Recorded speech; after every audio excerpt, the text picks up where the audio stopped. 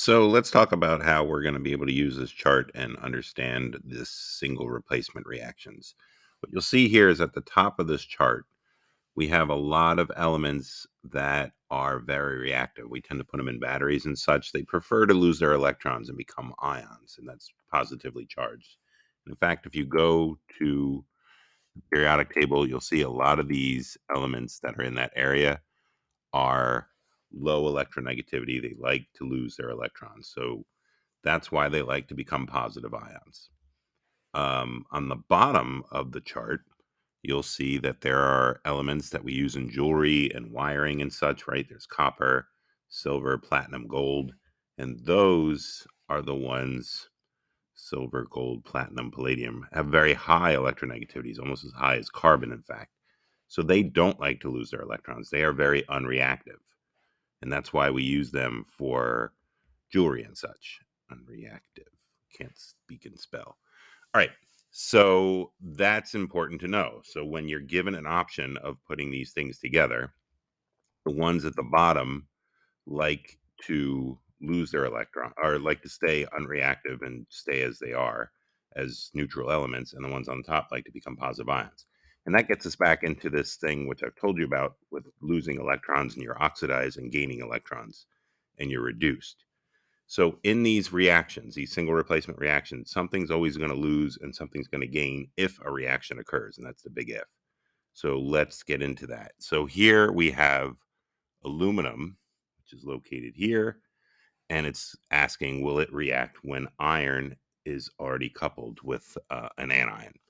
So iron, because it's in this ionic compound, has a positive charge, and because OH is a -1, iron, in fact, has a +2 charge. Aluminum, as it's in its elemental state, has a 0. And the question is, will they switch places? Well, aluminum is up closer to the top where it likes to lose electrons, right, and become positive. Aluminum is closer to that top than the iron. So the answer is yes, aluminum wants to lose electrons to iron. So iron will become a 0 charge, and then aluminum, hopefully you remember this, always has a +3 charge because of where it is on the periodic table. This isn't really a periodic table, but you can see here aluminum is in group 3, so it's going to have a +3 charge. So because of that, aluminum would become +3. Now, what we'll deal with a little less, first you need to know this. You need to know who gets oxidized, who gets reduced.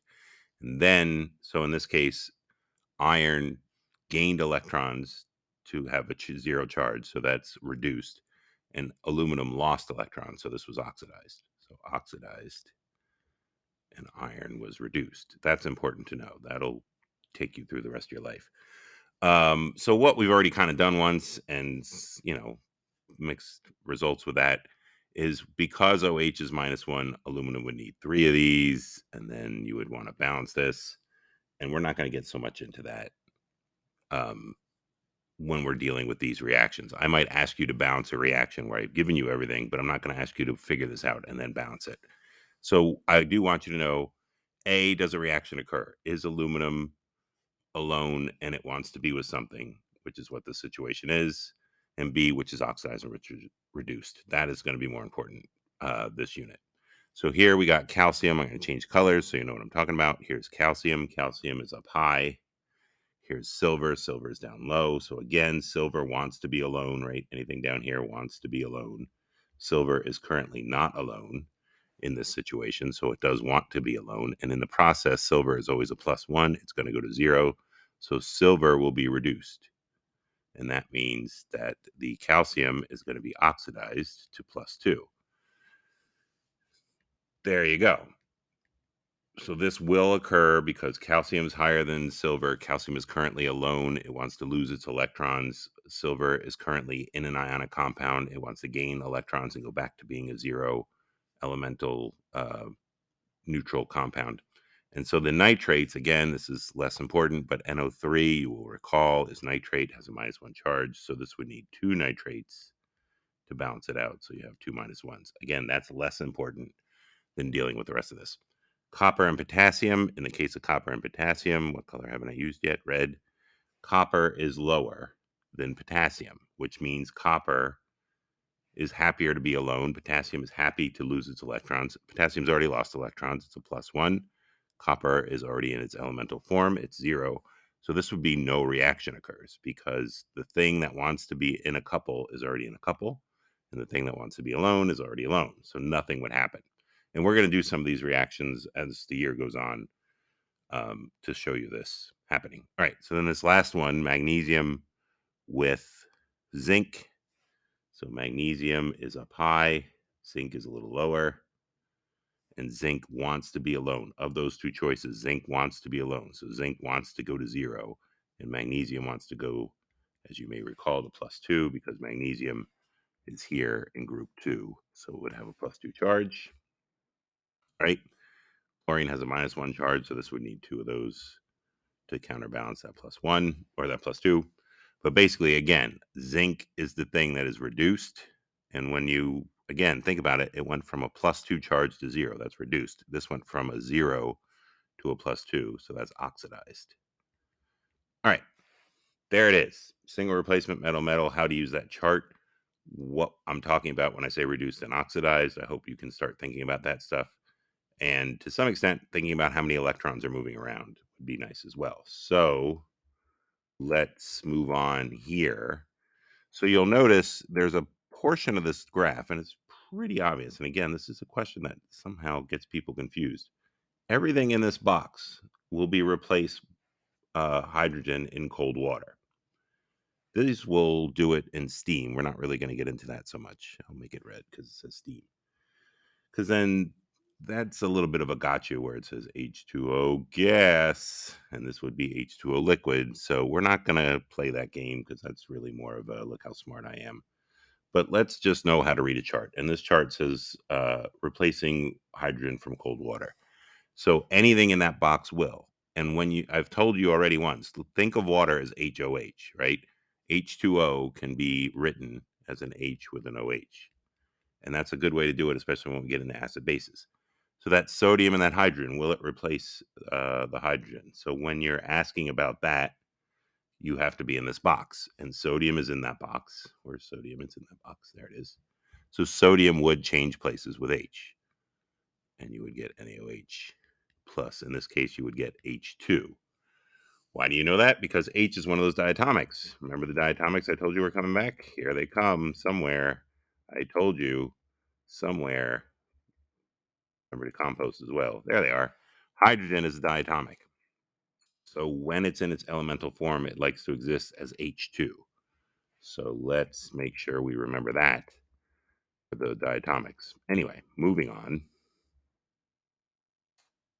Sodium will replace the hydrogen. And again, sodium and hydrogen are in group 1. And I told you hydrogen can act as a metal and have a +1 charge. So they would be interchangeable in this situation.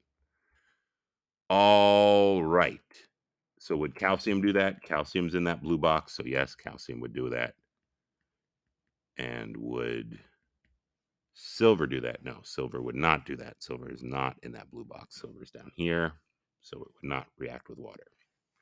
So just to give you a quick look here at some of this. So hydrogen, when sodium gets in water, you've seen this, right? When you put sodium in water, it kind of catches on fire. And what's catching on fire is that hydrogen gas. It's a combination of the energy that's being released, that exothermic reaction, and also the fact that hydrogen is a very flammable gas.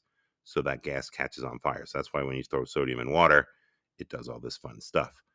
A example of hydrogen being very flammable, the Hindenburg was a sort of an airship that famously caught on fire. It was filled with hydrogen because hydrogen is less dense than air, so it could allow it to fly. But as you can see, once that stuff catches on fire, it just catches on fire. So hydrogen is famously very, very flammable. And you can notice people are running away here. Actually, 2/3 of the people on that flight were able to escape, which is pretty amazing. All right, enough about that. Moving on. So in metal acids, so when you're talking about acids, remember acids are a leading H.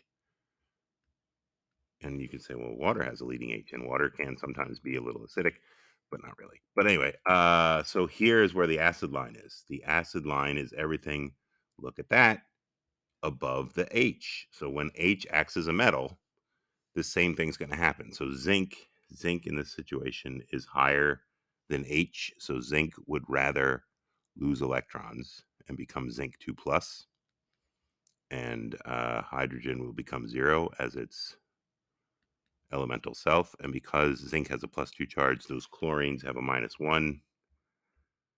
Chlorine is here, so it's going to have a -1 charge because it's a halogen. So that's why it needs 2 of those. Again, I'm not going to stress too much of that. Oops. So zinc lost electrons, that was oxidized, and hydrogen was reduced and became 0. All right.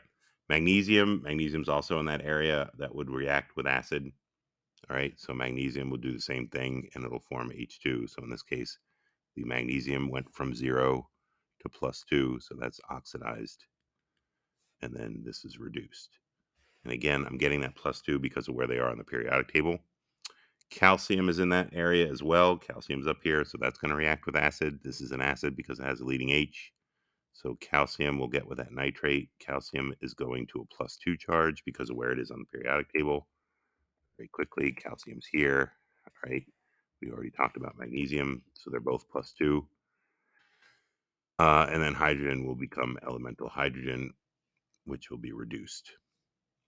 Gold, you should already know this. Gold will not react with acid. All right. That's why we use it in jewelry, right? It doesn't react with water. Silver doesn't react with water. That's why we put it in jewelry so that you can wear your jewelry and wash your hands. Gold and silver won't react with acids, which is why they're so stable and why we make them into jewelry, right? So if you're just, whatever, exposed to acid for some reason, your jewelry will last. So this would be no reaction. So you need to recognize when there is a reaction, when there isn't a reaction. You need to recognize what's oxidized and what's reduced. And to a lesser extent, you need to sort of figure out how many electrons are moving around. All right. So aluminum and steam. So remember here it says steam, and aluminum is in that area. If you've ever had this situation where you cook something acidic, especially, and this tinfoil will sort of stick to it, that is a result of perhaps some of that acidic nature of the tomato or the steam reacting with the aluminum. So aluminum has a coating where this shouldn't happen, but it's definitely not a coating strong enough for acid. So if you tried to marinate something in, say, a balsamic vinegar or some sort of vinegar-based thing, and then wrap it in aluminum foil and put it on the grill, you'll see that that aluminum foil starts to fall apart like this. And it's what it's doing is it's becoming from aluminum 0 to aluminum 3 plus or +3. So that's what's happening. Aluminum 0 is the metal, it's the elemental form. Aluminum +3 is more of a salt.